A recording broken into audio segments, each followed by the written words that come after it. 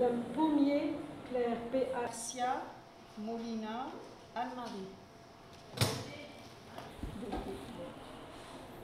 Allez-y. À voter. À voter. Du travail pour tout le monde, évidemment, et surtout un peu moins de haine et de xénophobie.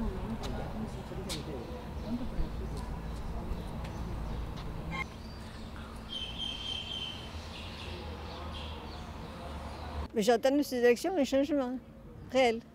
Un changement, je te dis, une meilleure répartition des richesses en France.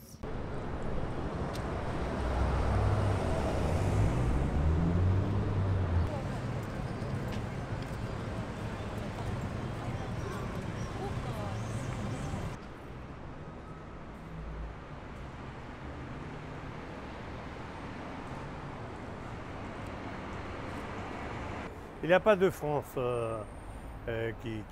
qui sont en enjeu en ce moment. Il y a la tradition républicaine de la France en général.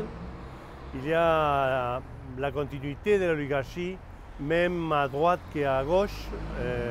Et puis essayer tout le monde à choisir un nouvel modèle d'une France républicaine, peut-être une nouvelle république.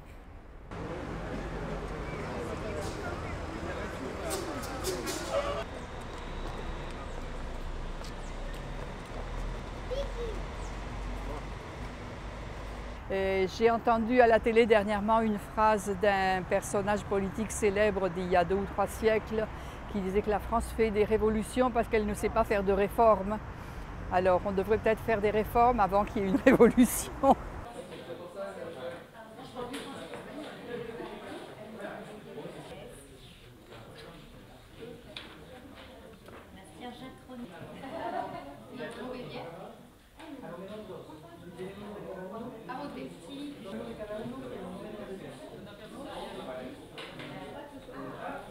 Donc je pense que par rapport à d'autres pays où c'est beaucoup plus polarisé, où il y a moins de candidats, où les programmes sont beaucoup plus clairs, je pense que c'est un peu atypique. Effectivement, on voit beaucoup de candidats, soit des extrêmes, soit qui n'ont pas vraiment de parti robuste derrière eux, donc qui n'ont pas vraiment de chance d'être élus.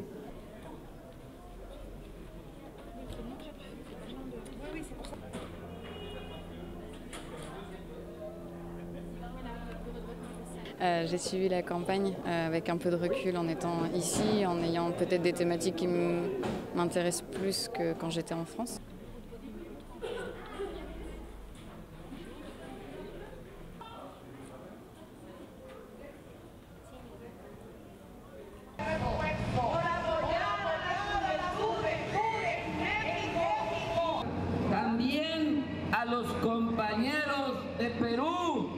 Pas pour la première fois, mais ce sont des élections compliquées dans le sens où il y a moins un engouement pour un seul candidat et je pense qu'aujourd'hui beaucoup de personnes sont venues voter un peu contre d'autres candidats en fait, un peu un vote par dépit.